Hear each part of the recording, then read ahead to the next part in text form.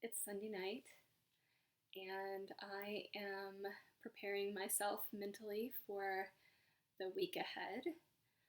My children are with me, and they had the last week off of school for the Mardi Gras holidays, and so we're all kind of preparing ourselves tonight for school for them, work for me. This week's going to be another really hectic week.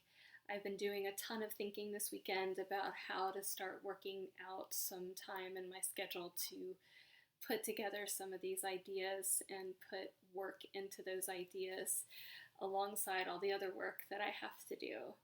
And I feel like just inch by inch I'm getting closer.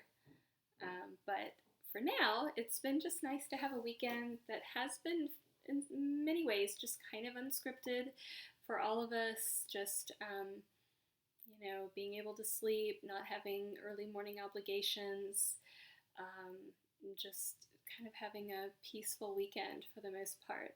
So that's really nice to lead into this really busy week with that. What's on my mind is the idea of what I want to send out to the world. What do I mean by that? Well, here's an example. I have a friend who's going through the very beginning stages of a divorce. And I've been hearing some things about their partner and some things that their partner is putting out there in the world that for me, as this person's friend, these things are hard to hear because they're not kind and they're not loving and they are not necessarily things that are going to help them go through this process in a way that's peaceful as much as it can be for them. And that was disappointing to hear. So that was today. And so I've been thinking about both the things that I've heard that person saying, but also what is it that I want to be saying? Because I've had a lot of that on my mind lately. Like, what is it that I need to say? How do I say it? How do I be assertive? How do I be loving in my communication, but also express what I need? So I have this, like, I guess what's been on my mind is just this concept of like, how do I want to communicate? How do I want people ideally to communicate with each other or about each other? I really love my friend and I empathize with her and what she's going to be going through because I've gone through my own version of it. And luckily, from what I know and believe, like my partner and I went through that process as much as we could. With some exceptions on both of our parts, of course, but for the most part, like, in a very loving way. I think that it's really sad when I hear that, my friend is going to have to go through that very difficult process, and also that their partner slash soon-to-be ex-partner is, again, saying things into the world that are hurtful. So that's kind of the example that I have, but there are many examples of this, and so that's what's on my mind, like how do we move about the world? How do we have strong feelings that might be kind of negative or difficult about somebody and express ourselves or express those things in a way that's healthy and appropriate? Or if we don't have the opportunity to express those feelings, how do we deal with them inside of ourselves so that they're not toxic to us? And, we're going to be angry. We're going to be disgusted. We're going to be repulsed sometimes by the behavior or the words of someone else. And, much can be said about how we deal with that and what we want to express about that. I find myself sometimes when I'm talking about, say, politicians or political issues with someone, that I just start to kind of unload all this negativity, and I don't like the way that sounds. I don't want to be a person who just sits and speaks negatively about someone or a particular group of people or whatever it may be. It just doesn't sit with my values. But that's hard because, I may not feel loving kindness for someone who I think is hurting a group of people. or someone who's hurting a friend, you know. But I do believe that the person that I want to be is a person who's going to put out into the world more of what I think needs to be out there. So anyway, that's what's on my mind. Kind of, I've had a lot of good things on my mind though. I'm enjoying my kids. The weather's been beautiful. I've been out in the weather. I've been, fairly active. I'm getting a lot of sleep, sort of. And so there are a lot of things, but that communication and kind of what we want to put out there in the world is what's on my mind specifically. And to that end, I have a couple of things. One is that the song that I'm going to add to my playlist is just a beautiful song by an artist who calls herself Bedouin, or Bedouin, like the Bedouin group of people. It's a beautiful word. I think she says Bedouin, not Bedouin. Anyway, she's like to me, she kind of reminds me of like a modern day Joni Mitchell.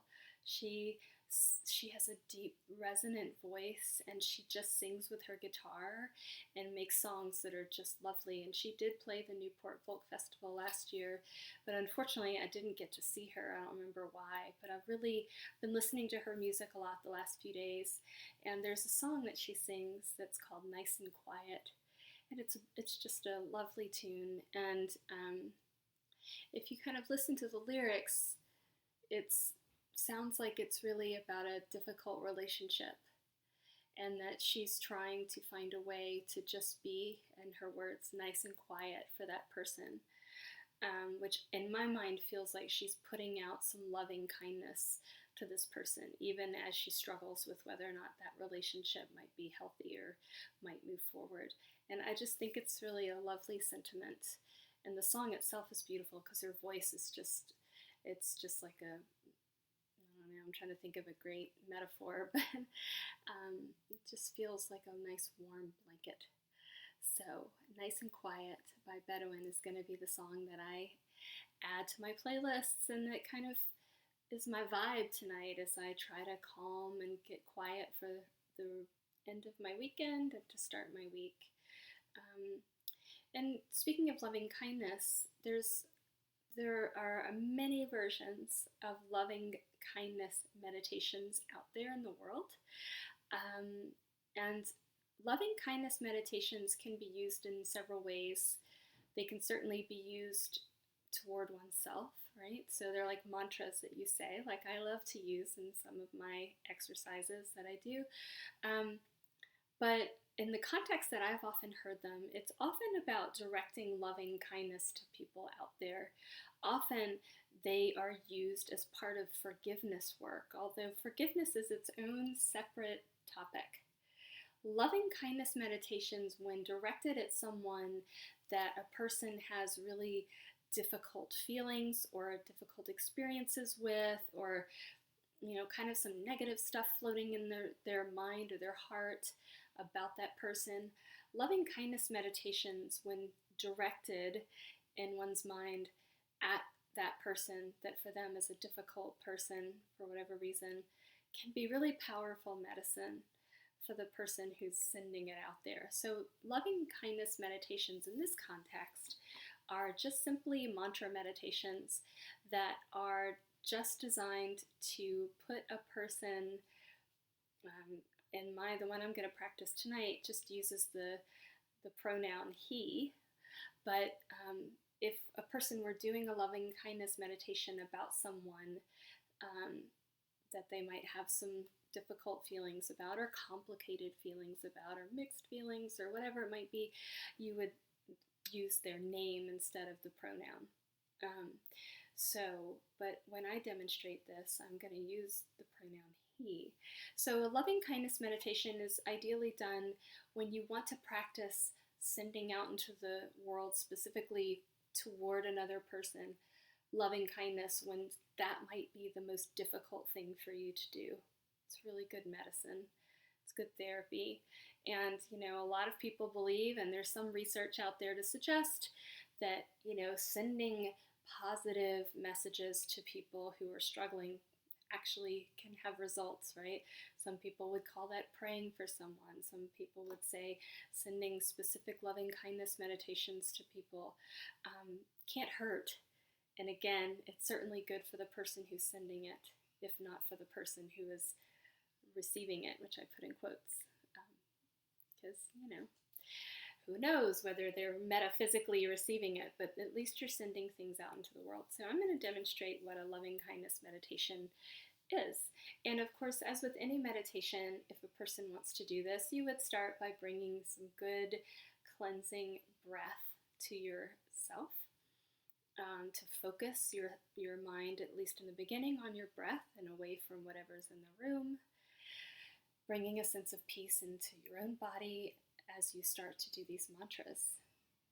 And as with any mantra meditation, you can say them 2 or 3 times. This one, I wouldn't necessarily do that. I might say them as a group 2 or 3 times, but that's just the way I would do it. So ideally, you could, if someone's watching this and wants to try it, you could send a loving kindness meditation. This is a 4-line version, but you can do 1, 2, 3, make up your own lines. These are just suggestions, and then repeat that entire stanza once, twice, whatever works. So I'm just going to use the pronoun he. This is my loving kindness meditation, and I do have someone in mind, but I won't use their name. So, may he be safe and protected. May he be happy and content. May he be healthy. May he know peace. So I'll repeat this. May he be safe and protected. May he be happy and content. May he be healthy. May he know peace. So again, if I were using a specific person's name, in my mind, I'm sending this loving kindness meditation out to the person who was saying some ugly things about a friend. And I really want that person to know some peace, because I think that that demonstrates that they really don't have it right now. So I'm sending out this loving kindness meditation to that person in my mind. But you could say, may my mother know peace. Use their name. And I think it's best done out loud if you have the space. The other thing is, some people trip themselves up on the words no peace, because it can sound kind of like may they have no peace. You could always use the word experience peace, or have the knowledge of peace. Just may they have peace. Anyway, I just like the extra word, but to each his or her own with this. So that's my loving kindness meditation. I think tonight before I go to bed, I will tonight before I go to bed, I'm going to say a couple of these to people that I have in mind that I would like to send out a loving kindness meditation to. And so I hope everyone has love and kindness in their hearts tonight as they go to bed. Wouldn't that be nice?